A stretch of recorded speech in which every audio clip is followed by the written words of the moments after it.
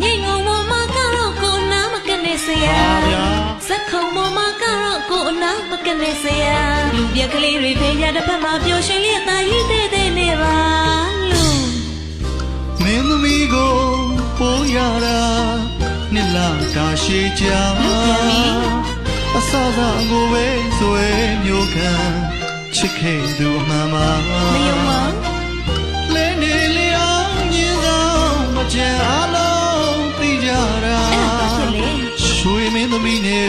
မောင်ရွှေရိုးဟာတနေ့တော့ညကြမှာဘယ်တော့မှမညောင်းလူရှင်တော်ဆိုပြီးမင်းသမီးနဲ့လာတွေ့တာ